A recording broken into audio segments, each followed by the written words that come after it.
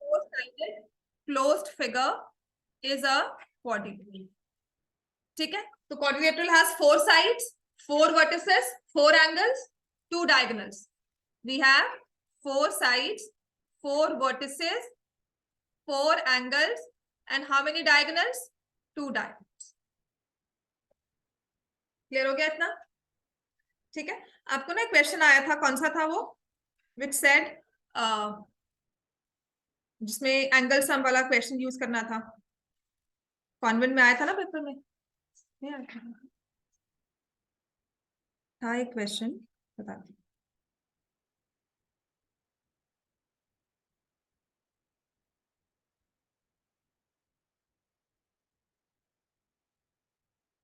Quadrilaterals आपको ही था इसमें,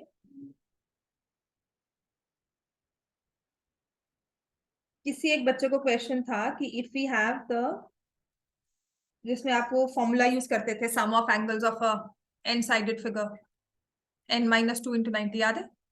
2n-4 into 90, 8th का फॉर्मूला याद है कि नहीं? फॉर्मूला बताना था ना। So any four-sided closed figure is a quadrilateral, four sides, four vertices, four angles, four diagonals. Sum of all angles क्या होता है? Sum of all angles of a quadrilateral will be 360 degree. अब basically ये 360 degree का formula आता कैसे है?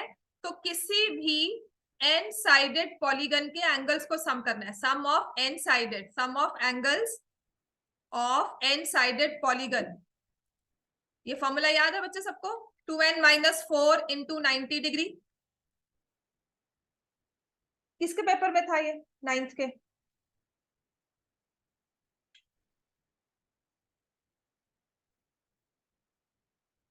तो मैंने कहा था कि ये आपको इसलिए पूछा गया है क्योंकि आपने 8th में पढ़ा है, याद है कि नहीं?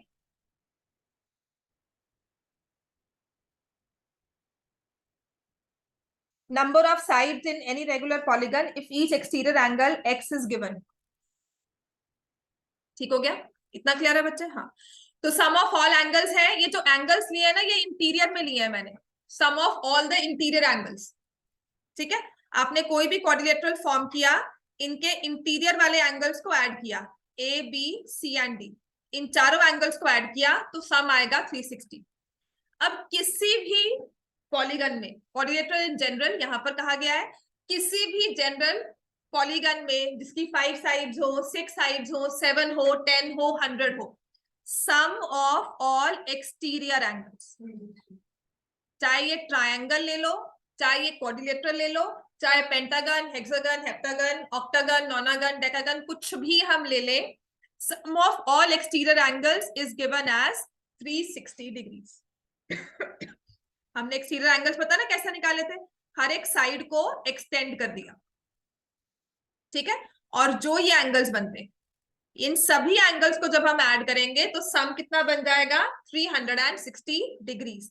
अब question in the paper was, आपके सितंबर टेस्ट में जो क्वेश्चन था वो कैसे लिंक्ड हो जाता है? वो कहता है एक क्वेश्चन होता है, एक जो फिगर होती है दैट इज रेगुलर पॉलीगन। ये ना क्लास 8th में आपने डिटेल में पढ़ा होगा, और क्योंकि क्लास 8 ऑनलाइन थी इसलिए कुछ भी याद नहीं होगा, है ना? Chapter number 3, understanding quadrilaterals, chapter 3 था ना?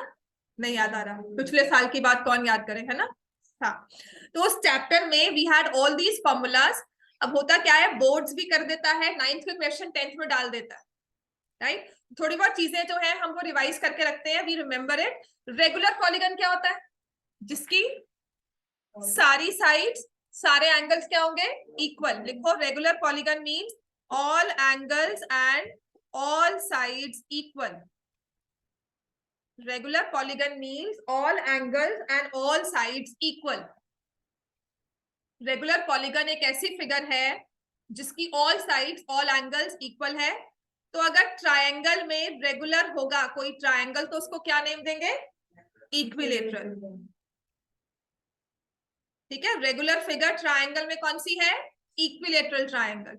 And we talk of quadrilaterals. Quadrilaterals में रेगुलर फिगर क्या होगी? सारी साइड, सारे एंगल्स इक्वल, स्क्वायर, है ना? तभी हम स्क्वायर में, रेक्टेंगल में ऑल एंगल्स इक्वल होते हैं, है ना, रोम्बस में ऑल साइड्स इक्वल होती हैं, स्क्वायर में all angles all sides equal, इसलिए उसको रेगुलर बोलते हैं। ऐसे ही पेंटागन आएगा जिसकी सारी साइड्स इक्वल है। अगर सारी साइड्स इक्वल है तो सारे एंगल्स भी इक्वल है, वही हमने कहा। तो उसने कहा है कि if I say number of sides, लिखो number of sides in any regular polygon, in any regular polygon। आराम से करोगे ये क्वेश्चन समझ में आएगा, लेकिन पेपर में जब बहुत सारा काम होता है तब समझ में नहीं आता। Number of sides in any regular polygon if it's each exterior angle is x is given by, मुझे फोन करके अपना एक क्वेश्चन देती हूँ वो करो।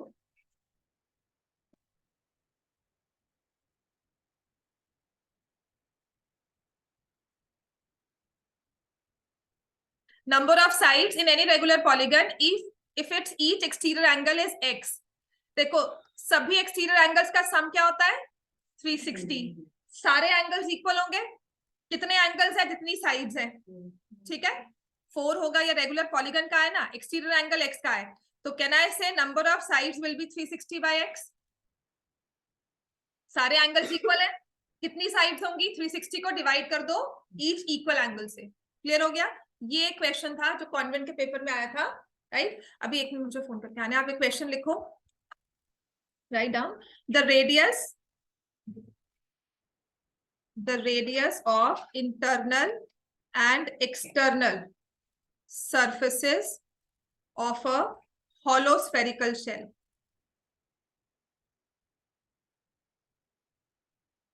Hollow spherical shell are 3 centimeter and 5 centimeter respectively if it is melted and recast into a solid cone of height to 2/3 centimeter। Find the diameter of the cone। इसमें सिर्फ आपको ये इंटरनल और एक्सटर्नल सरफेसेस का जो भी इसमें hollow होता है उस चीज को समझाना था बेसिकली, और कुछ नहीं। जब आप एक चीज को मेल्ट करके दूसरी चीज बनाते हो तो क्या होता है, व्हाट रिमेन सेम, वॉल्यूम। तो आपको निकालना है इस हेमिस्फेरिकल शेल का जो अंदर से हॉलो है पर कुछ थिकनेस है उसके पास, इसका वॉल्यूम, और उसे कंपेयर करना है वॉल्यूम ऑफ कोन से। एक बार करके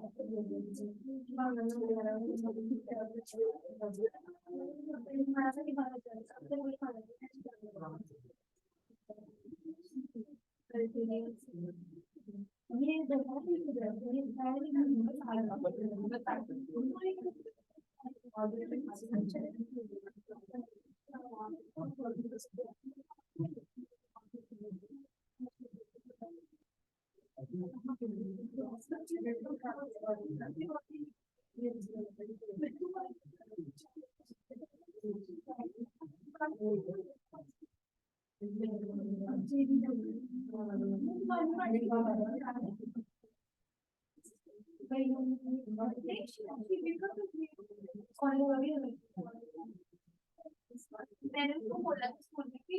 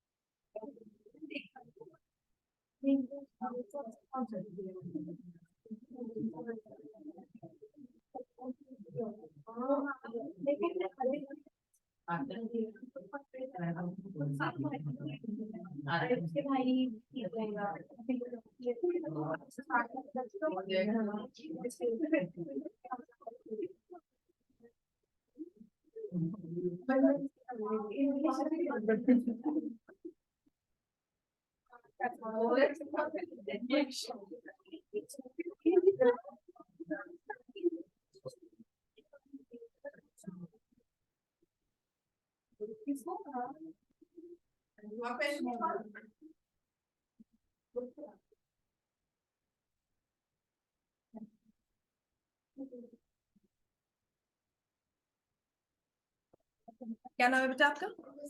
जसलीन। और किसने बताया आपको?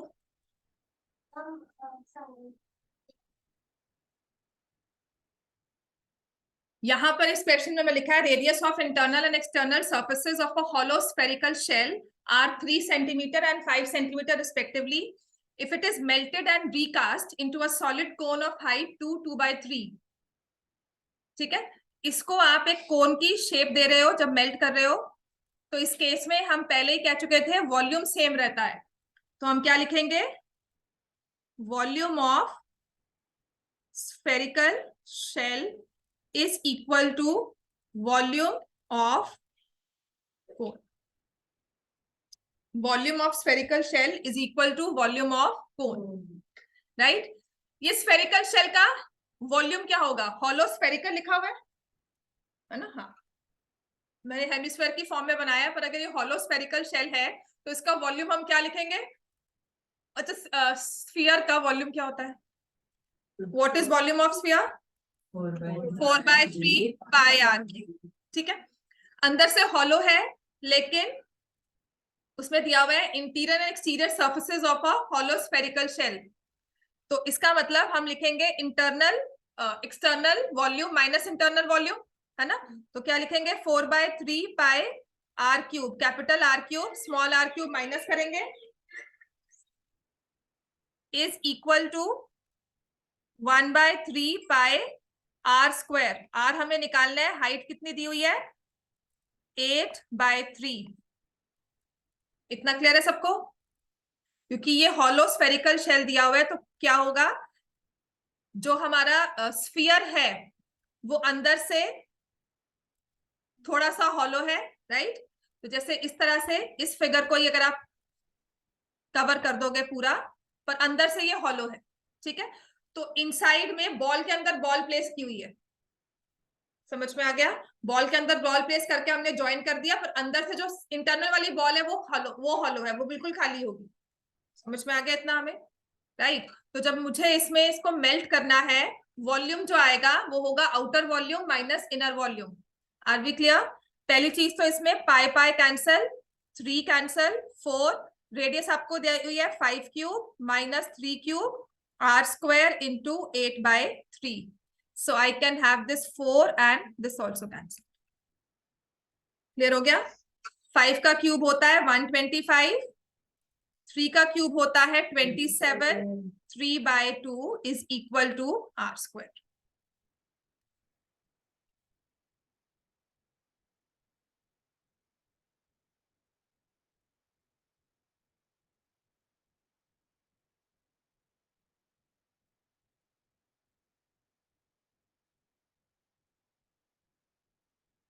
ठीक है, 27 98 ही आएगा, तो इंटू 3/2 हो गया, 49 into 3 is equal to r square.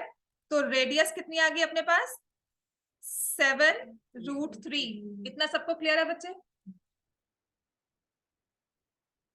7√3 centimetre.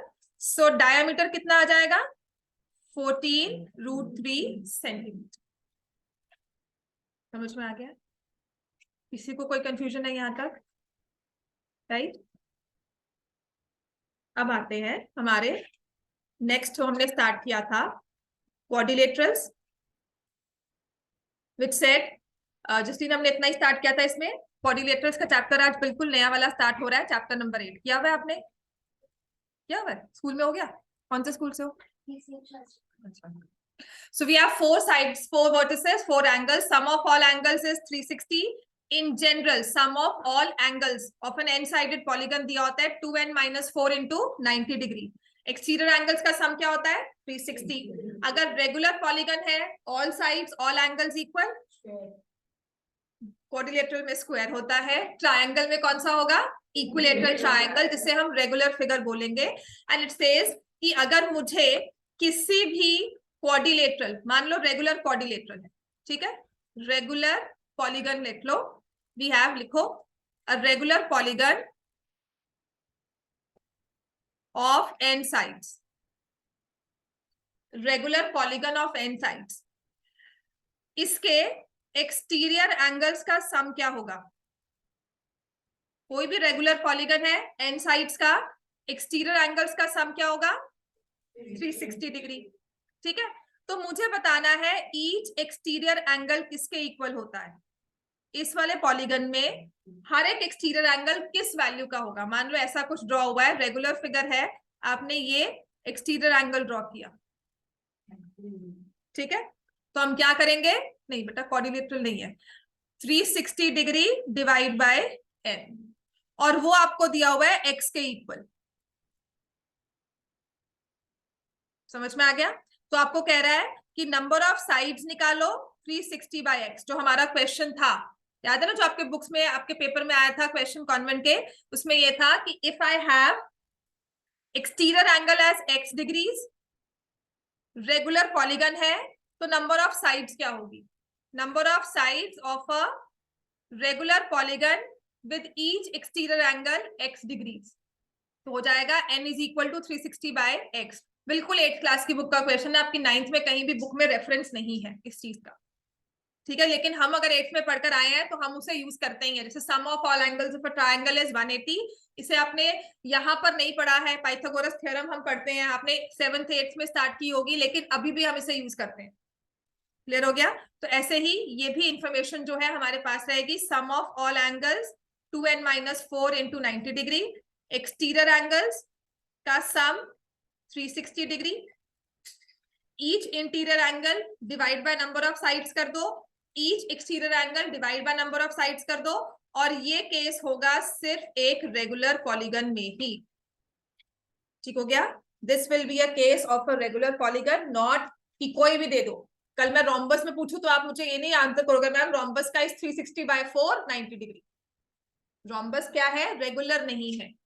Regular का मतलब all sides and all angles, all angles, all sides and all angles, सारी साइड सारे एंगल्स इक्वल होंगे तभी हम उसे रेगुलर मानते हैं। इतना क्लियर हो गया? अब क्वाड्रिलेटरल्स ना स्टार्ट करने से पहले अगर हमें सबके बारे में सब कुछ पता हो, इन जनरल डिस्टिंक्शन क्या है क्वाड्रिलेटरल्स में, जो आपने 8th में कहीं ना कहीं थोड़ी बहुत पढ़ी होगी, उसको दोबारा से रिवाइज करवा रही हूँ, लिखो। सो हमारे पास है types of quadrilaterals, types of quadrilaterals. ये ना मैंने आपको प्रॉपर सबकी प्रॉपर्टीज क्लास सितंबर टेस्ट से पहले लिखवाई है, but we still revising it again. क्या होता है? देखो, हमने कहा कोई भी 4 साइडेड क्वाड्रिलेटरल हमने लिया लाइक दिस, इसके साइड्स के बारे में, इसके एंगल्स के बारे में, इसके डायगोनल्स के बारे में हम कुछ नहीं कह सकते। साइड्स कुछ भी हो सकती है, एंगल्स कुछ भी हो सकते हैं, है ना, सम बस 360 डिग्री चाहिए हमें। साइड्स भी कुछ भी हो सकती है, मतलब 4 साइडेड फिगर बने, we can have any, we don't have any relation की नहीं जी एडी और सीडी में कोई रिलेशन हो, ऐसा हमारे पास कुछ नहीं है। इसका एरिया निकालना हो तो वो हीरोन्स फॉर्मूला में हमने यूज किया था कि किसी भी एक डायगोनल को ज्वाइन कर दो, इस ट्राइंगल का एरिया, इस ट्राइंगल का एरिया, ठीक है। और वो भी हम कैसे निकालते हैं कि if we know the perpendiculars, या तो हीरोन्स फॉर्मूला अप्लाई करो या दोनों के परपेंडिकुलर्स बना लो, यहां से we can find the area of triangle. In general इसकी कोई और प्रॉपर्टी नहीं है, है ना, 2 डायगोनल्स ही होंगे, आपस में इंटरसेक्ट करेंगे एक पॉइंट पर, दैट्स इट। तो फर्स्ट टाइप ऑफ क्वाड्रिलेटरल जो हम स्टडी करते हैं वो है ट्रेपीजियम, लिखो, जिसमें हमने कुछ एडिशनल प्रॉपर्टी अपने आप से डाल दी। ठीक है, ऐसा क्वाड्रिलेटरल जिसमें हमने एक प्रॉपर्टी डाल दी, हमने क्या कहा कि इसकी दो साइड्स को पैरेलल करो, दो ऑपोजिट साइड्स पैरेलल होंगी, ऑफ कोर्स एडजेसेंट होने से रही, तो मैंने दो ऑपोजिट साइड्स को पैरेलल कर दिया और जो फिगर हमारे पास बनकर आई वो हुई ट्रेपीजियम। ठीक है, तो दो साइड्स को मैंने पैरेलल कर दिया और जो फिगर मेरे पास आती है वो है ट्रेपीजियम। मैंने आपको ना एक चीज और कही थी, जो भिरॉन्स फॉर्मूला बिगिनिंग में किया था डिलीटेड से पहले, कि जब भी ट्रेपीजियम को सॉल्व करना होता है ना, वो अपने आप में कभी सॉल्व या कभी कुछ नहीं देखा जाता, वो हमेशा क्या करता है, इन बिटवीन अपने पैरेललोग्राम ड्रॉ करवाता है। तो जब भी ट्रेपीजियम को हमें कुछ भी प्रूव करना होता है तो हम उसके साथ पैरेललोग्राम ड्रॉ करते हैं, या तो जैसे ऐसे ड्रॉ करेंगे लाइक दिस, ये पूरा कर लो, फिर हम इसको बहुत आसानी से स्टडी कर पाते हैं, या फिर इसको मैंने इस साइड को नहीं एक्सटेंड किया, यहां से पैरेलल ड्रॉ कर दिया। ठीक है, आपने भी क्वेश्चन किया भी था, आपकी एक्सरसाइज का क्वेश्चन है ये, क्लियर हो गया। तो जब भी ट्रेपीजियम को कुछ भी स्टडी करना होता है या कुछ भी इसमें सॉल्व करना होता है ना, पैरेललोग्राम बनाता ही बनाता है। ये एक इन जनरल बात है जो आपने याद रखनी है, कि जब भी ट्रेपीजियम का क्वेश्चन होगा ना, कोशिश करना पैरेललोग्राम बन जाएगा। अब इसकी प्रॉपर्टीज क्या है, सबसे पहला है only one pair of opposite sides is parallel, other pair is non parallel.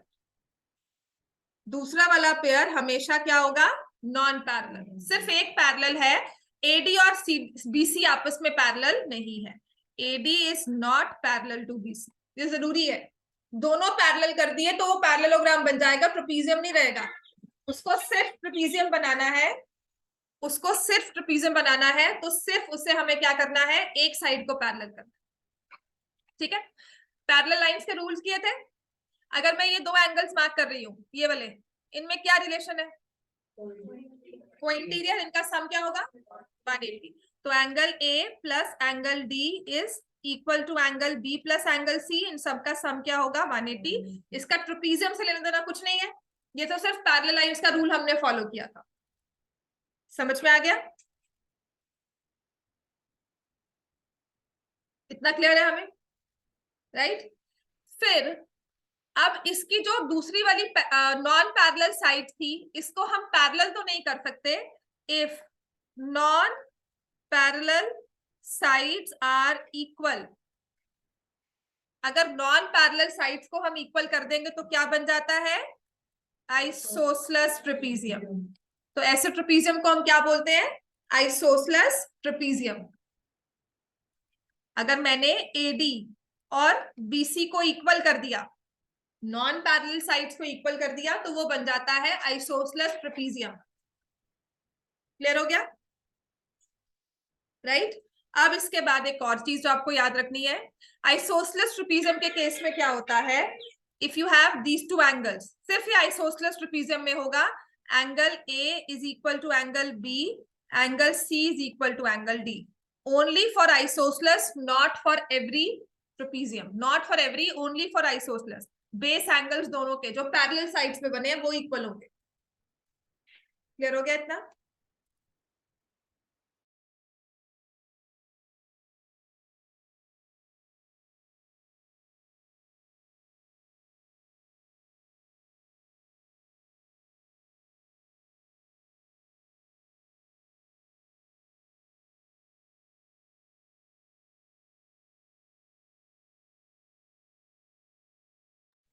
So if an isosceles trapezium has non-parallel sides equal, it's a trapezium has non-parallel sides equal, it becomes an isosceles trapezium. इसके base angles equal होते हैं, और एक चीज और जो आपको याद रखनी चाहिए या इन जनरल पता हो, तब इसके डायगोनल्स भी इक्वल होते हैं। ठीक है, एसी और बीडी आपस में इक्वल होते हमेशा, आइसोसेलेस ट्रेपीजियम में डायगोनल्स भी इक्वल होते हैं। क्लियर हो गया इतना, बाकी सब बातें इसकी बाद में है। इसका एरिया निकालना आता है, एरिया ऑफ ट्रेपीजियम क्या होता है, half into sum of parallel sides multiplied by height, distance between the parallel side, जिसको हम कहते हैं हाइट। क्लियर हो गया इतना।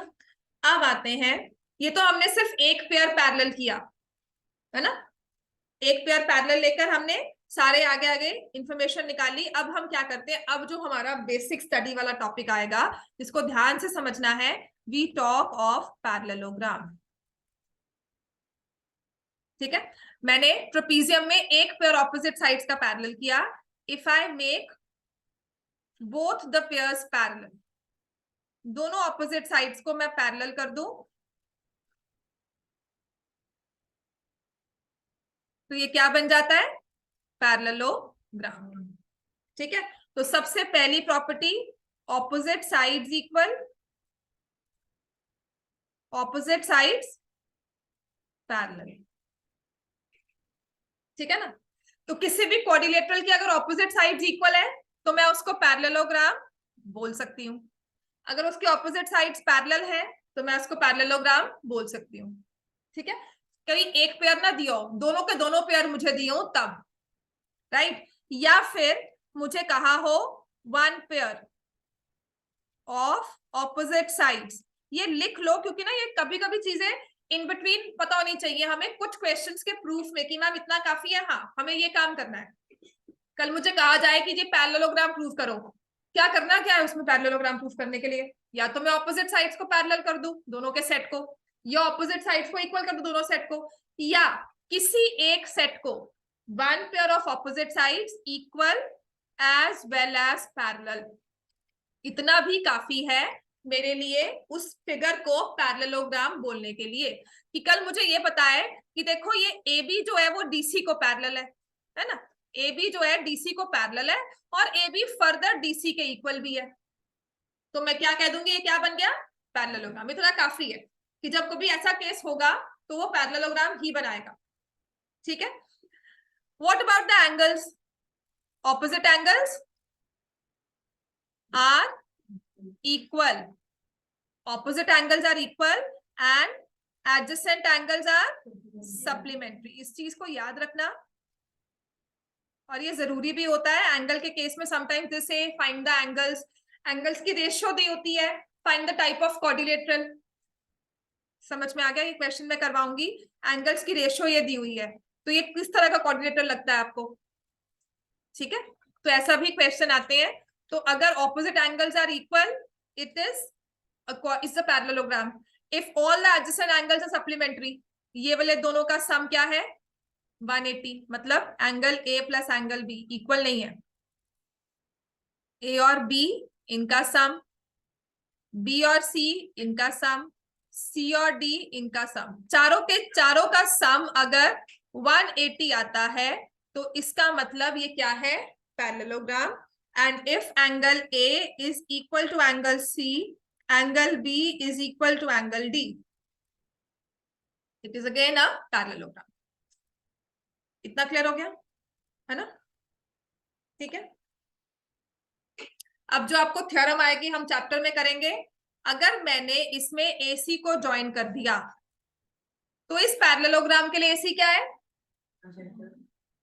AC क्या है? डायगोनल. पैरेललोग्राम का AC क्या है? डायगोनल. तो कहता है जो पैरेललोग्राम में डायगोनल बनता है ना, वो इसको दो कॉन्ग्रुएंट ट्रायंगल्स में डिवाइड करता है. ठीक हो गया? डायगोनल ऑफ अ पैरेललोग्राम आपकी इकलौती थ्योरम है इस चैप्टर में जो हमें करनी है. लिखो, diagonal of a parallelogram divides it into two congruent triangles. ये आपस में ना वो नहीं होते कि एडी बीसी के इक्वल है. देखो, एडी बीसी के इक्वल है, सीडी एबी के इक्वल है, और ये कॉमन होगी, कॉन्ग्रुएंसी प्रूव होगी ना इजीली. लेकिन अब जैसे ये रेक्टेंगल होता है ना, दिस इज अ रेक्टेंगल, इसका डायगोनल क्या होगा? जब मैंने इन दोनों को ज्वाइन किया, राइट, दिख रहा है ना, हमने इसको ज्वाइन किया. पर अगर मैं इसको ऐसे ज्वाइन कर देती हूँ, मैं दोनों रेक्टेंगल्स के एंड पॉइंट को ज्वाइन करती हूँ, ऑपोजिट वर्टिसेस को ज्वाइन कर रही हूँ, तो क्या ये आपस में ऊपर ओवरलैप करते हैं? नहीं ना.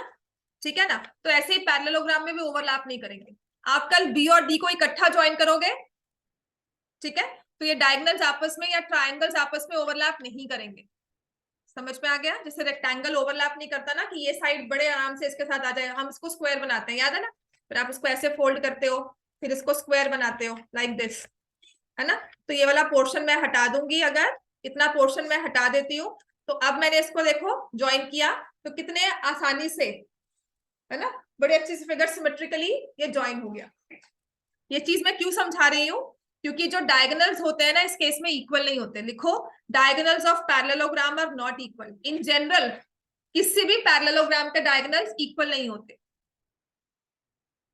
Diagonals of parallelogram are not equal. In general किसी भी पैरेललोग्राम के डायगोनल्स इक्वल नहीं होते, लेकिन वो उनको दो कॉन्ग्रुएंट ट्रायंगल्स में डिवाइड पक्का करते हैं।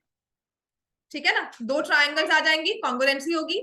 और डायगोनल्स की सबसे इंपॉर्टेंट प्रॉपर्टी क्या होती है पैरेललोग्राम की, पता है? Diagonals of a parallelogram bisect each other. This is very important. और किसी क्वाड्रिलेटरल के बारे में ये इंफॉर्मेशन दियो कि मुझे नहीं पता वो क्या क्वाड्रिलेटरल बन रहा है, किस टाइप का फिगर बन रही है, उसके डायगोनल्स ना बाइसेक्ट करते हैं आपस में। तो जब ऐसा कुछ दिया हो ना, इसका मतलब आप पैरेललोग्राम ही बना रहे हो। ठीक है, diagonals of parallelogram bisect each other, then it is a, इसका मतलब यहां पर अगर इन्होंने इंटरसेक्ट किया at point O, so O is the midpoint of OC, oh sorry AC, and O is the midpoint of BD. ठीक है, तो हम लिखेंगे OB is equal to OD, OA is equal to OC. Diagonals of a parallelogram bisect each other. एक दूसरे को bisect करते हैं, तो ये पोर्शन इक्वल है, ये आपस में। बहुत इंपॉर्टेंट प्रॉपर्टी है, बहुत ज्यादा यूज करते हैं इसे। और अगर इतना ही दिया हो तो काफी है डायगोनल को पैरेललोग्राम को, सॉरी क्वाड्रिलेटरल को पैरेललोग्राम प्रूव करने के लिए। समझ में आ गया? किसी भी क्वाड्रिलेटरल को पैरेललोग्राम प्रूव करना है तो this is sufficient for me to prove. इतना क्लियर है? यहां तक कोई कंफ्यूजन? ठीक है, अब हम क्या करते हैं, हमने इसमें ऑपोजिट साइड्स को इक्वल किया, ऑपोजिट साइड्स को पैरेलल किया, right? opposite sides equal, opposite sides parallel. तो what if I say parallelogram तो वो है ही है, इट्स ऑलरेडी अ पैरेललोग्राम। मान लो इसकी सारी साइड्स इक्वल कर दी, ठीक है? So parallelogram with all sides equal, parallelogram with all sides equal will be a rhombus, not a square.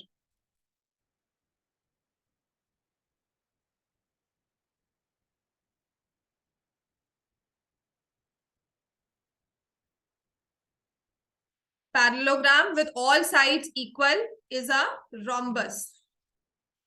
Square नहीं होता, ठीक है? जैसे टूथपिक्स लो, आपने उसे अगर ज्वाइन किया तो सब उसे स्लैंट, इक्वल लेंथ की टूथपिक ले रहे हो, पर आप उसे स्ट्रेट परपेंडिकुलर ड्रॉ नहीं कर रहे, स्लैंट में उसे ज्वाइन कर रहे हो। समझ में आ गया? तो हमारे पास जो फिगर बन के आएगी that will be a rhombus. तो rhombus में क्या होता है, all sides equal end of course opposite sides equal, opposite sides parallel तो है ही है इसके पास। ऑपोजिट साइड्स भी इक्वल है, ऑपोजिट साइड्स भी पैरेलल है, बस साथ में क्या है, ऑल साइड्स इक्वल। ठीक हो गया? अब क्योंकि इसकी सारी साइड्स इक्वल है, तो जब हमने डायगोनल्स ड्रॉ किए ना, तो वो क्या करेंगे, क्या बाइसेक्ट करेंगे एक दूसरे को? क्योंकि वो पैरेललोग्राम है तो बाइसेक्ट तो उन्हें करना ही है ना? अब ये क्या हुआ, जैसे कि हमने कहा कि पैरेललोग्राम है, पैरेललोग्राम को एक नेक्स्ट लेवल पे भेज दिया, उसकी सारी साइड्स को इक्वल कर दिया, तो उसने अपने आप में कुछ एडिशनल प्रॉपर्टी ले ली, जो है वो तो रहेगा, वो सारी चीजें रहेंगी। एडिशनल क्या आएगा, डायगोनल्स बाइसेक्ट एट 90 डिग्री। जो ये एंगल बनाते हैं ना, ये 90 डिग्री होता है आपस में। Diagonals bisect at 90 degree, very important. तो किसी भी पैरेललोग्राम के डायगोनल्स अगर, या किसी भी क्वाड्रिलेटरल के डायगोनल्स बाइसेक्ट करते हैं 90 पे, तो रोम्बस है। समझ में आ गया इतना? लिखो इस चीज को, रोम्बस में ऑल साइड्स इक्वल, तो इसकी वजह से डायगोनल्स बाइसेक्ट एट 90। क्लियर हो गया? इसका एरिया कैसा निकालते हैं, एरिया ऑफ रोम्बस याद है? Half into product of the diagonals, याद है कि नहीं? Half into D1 into D2, याद आ गया? राइट, लिख लो इस चीज को। Sometimes in questions they ask you, कहीं ना कहीं 1 मार्क का 2 मार्क का क्वेश्चन ऐसा आ जाता है। समझ में आ गया इतना? अब हमने किया था ऑल साइड्स इक्वल, अब हम कहते हैं ऐसा पैरेललोग्राम जिसके ऑल एंगल्स इक्वल है, rectangle. A parallelogram with all angles equal is a rectangle.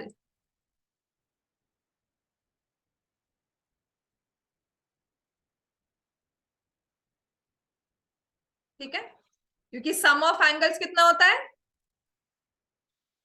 Some of angles कितना होता है बच्चे, 360 डिग्री। सारे एंगल्स इक्वल है तो हर एक के हिस्से में क्या आया, 90 degree. All angles equal parallelogram, या a parallelogram with one angle 90 is a rectangle. Parallelogram with one angle 90 degree is a rectangle. Clear हो गया इतना? Opposite sides equal, opposite sides parallel, diagonals जो होते हैं ना आपस में एक दूसरे को बाइसेक्ट तो करते ही हैं, लेकिन साथ के साथ क्या होते हैं, दे आर इक्वल। लिखो डायगोनल्स बाइसेक्ट, क्योंकि पैरेललोग्राम है तो बाइसेक्ट तो उन्हें करना ही है। ठीक है, पैरेललोग्राम है, डायगोनल्स को बाइसेक्ट करना है। अब क्योंकि एंगल्स इक्वल हो गए तो diagonals bisect and are equal in length. इसका मतलब पता क्या है, इक्वल इन लेंथ है। जैसे कि अगर आपके पास ये बुक रखी होती है, right, if I would not have written this ninth, इसके ऊपर मैंने नहीं लिखा होता, तो समटाइम्स हैपेंस बुक को ओपन करना है तो हम ऐसे ओपन कर लेते हैं और फिर रियलाइज करते हैं अच्छा तो लास्ट पेज खुल गया, then we do it like this. ऐसा क्यों, क्योंकि इसके डायगोनल्स इक्वल है, राइट। मैंने यहाँ पे नाइन्थ क्यों लिखा है, ताकि मैं इसको यहां से ऐसे ओपन ना करूं। समझ में आ गया ना, राइट। तो जब आपके पास ऐसा कोई एक फिगर होता है जो रेक्टेंगल है, डायगोनल्स इक्वल है, आप यहां बैठो, इस टेबल को मैं टिल्ट करके ये वाले पोर्शन को यहां ले आऊं, आप वहां बैठो, आपके लिए कोई फर्क नहीं है, आपके लिए दोनों ही साइड्स उसकी सेम है, आप किसी एज में या किसी भी चीज में चेंज नहीं हुए हो। इतना क्लियर हो गया हमें, राइट। तो diagonals bisect each other are equal in length, right. So इसके बाद हमारे पास आ गया all angles 90 degree. Area of rectangle क्या होता है, ये सबसे इजी है, area of rectangle is length into breadth.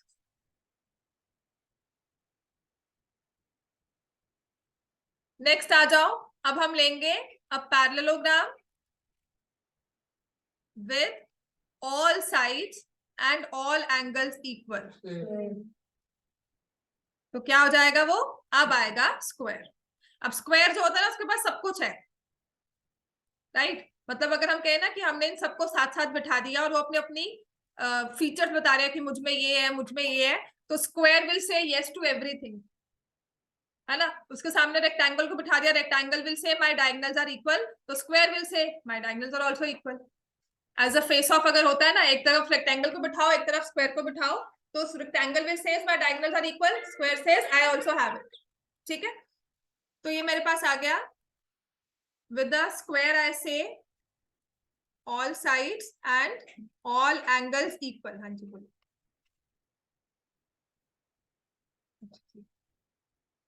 all sides all angles equal, all sides and all angles equal, diagonals bisect। हाँ बेटा, भैया फ्रेम को लेने चल जाओ।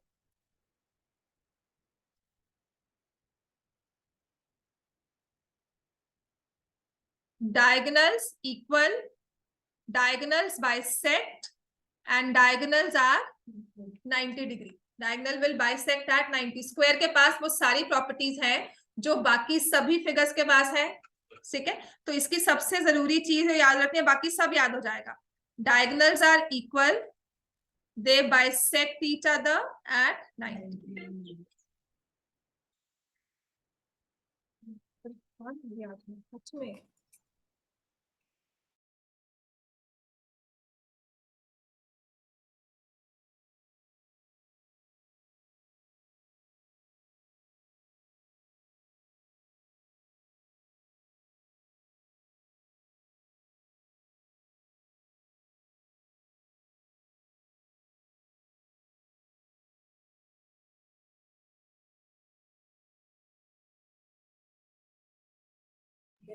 All sides and all angles are equal, diagonals are equal, they bisect at 90। ये सारी properties थी स्क्वायर की। अब सबसे आ जाओ, अब हम क्वेश्चन पे आते हैं। चलो पहला जो पहली एक्सरसाइज है ना, ये जो सब प्रॉपर्टीज मैंने बताई है ना, इसी को हम प्रूव करेंगे। आपकी एक्सरसाइज 8.1 जो है वो सारी यही चीजें हैं।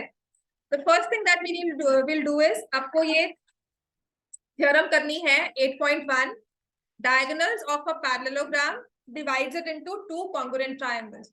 ये करवाइए स्कूल में, है ना? नहीं करवाई? पर ये थ्योरम बाय बोर्ड ये है हमारे सिलेबस में, बहुत इजी है। थ्योरम 8.1, इसका प्रूफ मतलब आ सकता है। वैसे चांसेस कम नहीं है, इसमें इतने सारे क्वेश्चन है, ये क्यों डालेंगे इतना इजी सा, है ना? और ये अगर डालेंगे ना as a club to some other question, a part ये दे दिया, हेंस प्रूफ। ठीक है, लिखो diagonal of a parallelogram, diagonal of a parallelogram divides it into two congruent triangles। एक पैरेललोग्राम का डायगोनल उसको दो कॉन्ग्रुएंट ट्रायंगल्स में डिवाइड करता है। इस बात को प्रूव करो। हाँ जी, हम कर सकते हैं प्रूव इसको। पहले तो गिवन लिखो। सो गिवन में I am given a parallelogram ABCD, AC is the diagonal. ठीक है, given a parallelogram ABCD, AC is diagonal। To prove triangle ACD is congruent to triangle ACB,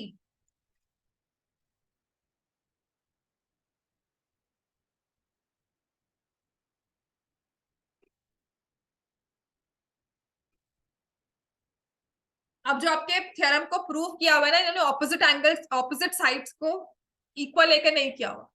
ठीक है, जैसे मैंने आपको एसएसएस कहा था वो नहीं किया है। तो लेट्स स्टिक बाय जो बुक में गिवन है। उन्होंने क्या कहा कि अगर ये पैरेललोग्राम है तो इसकी ऑपोजिट साइड्स क्या होंगी? Parallel.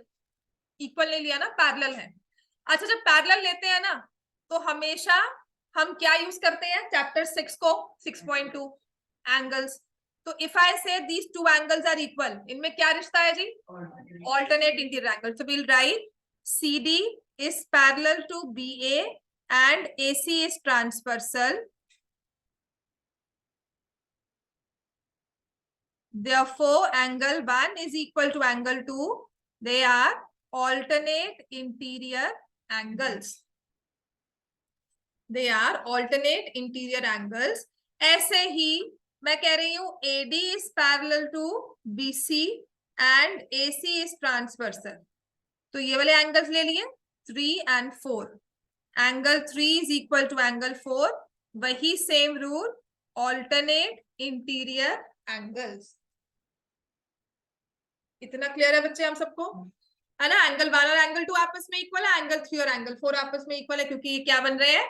Alternate interior angles. Right, अब इसके बाद आते हैं इन्हें कॉन्ग्रुएंट प्रूफ करना है, तो कर सकते हैं आप कॉन्ग्रुएंट प्रूफ। क्या लिखेंगे प्रूफ में? अब प्रूफ तो स्टार्ट कर ही दिया था। अब नेक्स्ट हमारा स्टेप क्या होगा? In triangle ACD and triangle ACB। अच्छा, ध्यान रखने वाली बात ये है कि जब आपने ACD को लिखा है तो उसके पार्ट्स को पहले लिखोगे, है ना? तो ACD में पहली चीज मैं क्या लूंगी? Angle 3 is equal to angle 4, angle 2 is equal to angle, sorry angle 1 equal to angle 2। समझ में आ गया ना? मैंने एंगल 1 को, क्योंकि वो ACD का पार्ट था, वो पहले लिखा। तीसरी चीज इसमें कौन सी लेंगे? AC is equal to AC, सबसे आसान होती है, जो होती है कॉमन, है ना? तो triangle ACD is congruent to triangle ACB, कौन से रूल के साथ? Angle side angle. इतना ही काम करना था हमें। अच्छा, ऐसे ही ना, अगर आप लोग BD को ज्वाइन कर दिया तो आप दूसरे बाकी दो को भी प्रूव कर सकते हो। Similarly we can prove the other two triangles by joining BD, other two triangles congruent, BD को ज्वाइन करके सिमिलरली हम कर सकते हैं। ठीक है, हेंस प्रूव्ड कि किसी भी डायगोनल को ज्वाइन किया दो कॉन्ग्रुएंट ट्रायंगल्स ही बनकर आएंगे।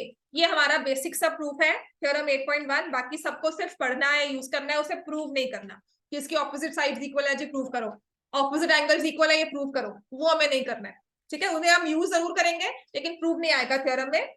अब हम आते हैं, इसका सबसे इजी वाला क्वेश्चन है, एक्सरसाइज पे आ जाओ टाइम के हिसाब से ना। Question number 1, exercise 8.1, question number 1। कल टेस्ट है आपका सरफेस एरिया एंड वॉल्यूम का, है ना? कोई बात नहीं, आता है आपको? नहीं आता, कोई बात नहीं, आ जाना। ठीक है, कितने चैप्टर्स किए हैं आपने? अच्छा, हेरोन फॉर्मूला करवा दिया, वो आता है, उसका टेस्ट हो जाएगा दोबारा। ठीक, exercise 8.1, question number 1। Angles of quadrilaterals are in ratio 3:5:9:13। ये ना एंगल्स की हमें रेशियो दी हुई है, find the angles of the quadrilateral. अच्छा, जब भी रेशियो दी है तो मैं आपको क्या कहता, क्या करना है, क्या करते हैं, let the angles be equal to 3x, 5x, 9x, 13x। Let the four angles be equal to 3x, 5x, 9x and 13x। And और क्या करेंगे इसमें, अगर एक क्वाड्रिलेटरल है तो एंगल्स के बारे में हमें और क्या पता है, sum of all angles of a quadrilateral is 360 degree. So 3x plus 5x plus 9x plus 13x is 360 degree।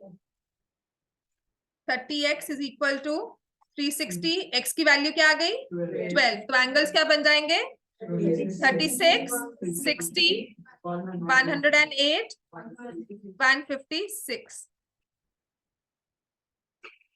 ठीक है, नेक्स्ट लिखो, angles are in ratio, angles of a quadrilateral, कर लिया बच्चे सबने ये, angles of quadrilateral are in ratio 2:3:2:3। Find the type of quadrilateral।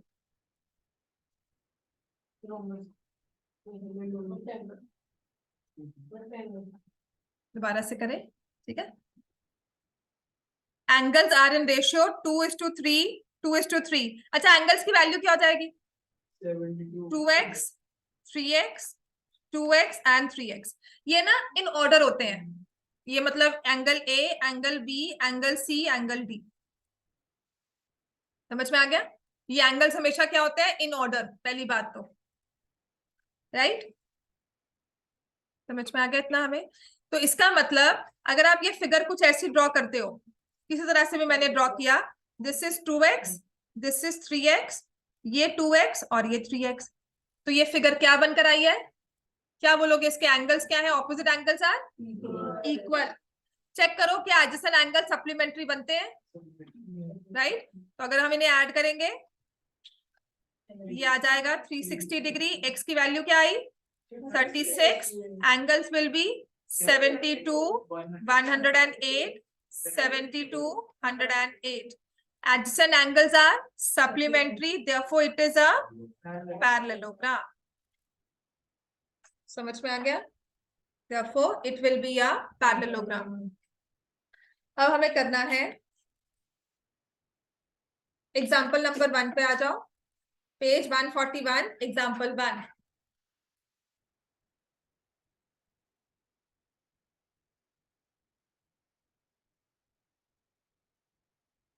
ठीक है, पेज 141, एग्जाम्पल 1। अभी यही होगा क्वेश्चन सॉल्व, ये रेशियो वाले क्वेश्चंस मैं कल और करवा दूंगी। Page 141, example number 1। इसमें दिया हुआ है, कहा है show that each angle of a rectangle is a right angle. कि आपने एक रेक्टेंगल ड्रॉ किया, tomorrow I have this figure, rectangle है, कहते रेक्टेंगल होता क्या है, एक ऐसा पैरेललोग्राम जिसका एक एंगल 90 डिग्री हो। रेक्टेंगल इज बेसिकली, जो बेसिक इसकी डेफिनेशन दी जाती है ना, तो कहता है रेक्टेंगल ना एक पैरेललोग्राम है जिसमें एक एंगल को क्या कर दिया 90 degree.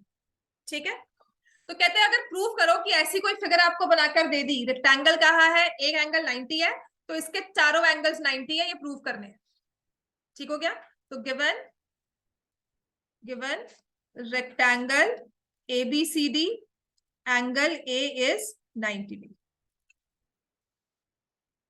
To prove angle A is equal to angle B is equal to angle C is equal to angle B, angle D is equal to 90। Proof पे कैसे प्रूफ करोगे? क्या कहा था मैंने basic definition? It is a parallelogram. तो लिखेंगे rectangle is a parallelogram with one angle 90 degree. अच्छा, पैरेललोग्राम में एंगल्स के बारे में क्या पता होता है? Opposite angles are equal. तो हम लिखेंगे angle A is equal to angle C, opposite angles are equal, therefore angle C is 90, है ना। अब बी को कैसे लेके आएंगे? Adjacent angles are supplementary.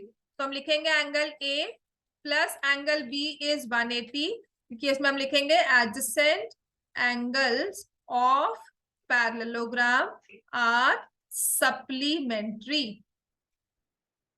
तो अगर आपने एंगल ए को 90 लिखा है तो एंगल बी आपके पास कितना आ गया? 90 डिग्री। ठीक है, एंगल सी को 90 आप ऑलरेडी प्रूव कर चुके थे। अब angle B equal to angle D लिखो या एंगल सम प्रॉपर्टी लिखो, एंगल डी आपके पास क्या बनकर आ गया? 90 डिग्री। ठीक है, therefore all the angles are 90 degree, और जिसे हम लिखेंगे hence proved. So each angle of a rectangle is a right angle. मैंने नहीं कहा क्लास ऑफ किया, अच्छा नहीं किया, बंद करने लगे थे।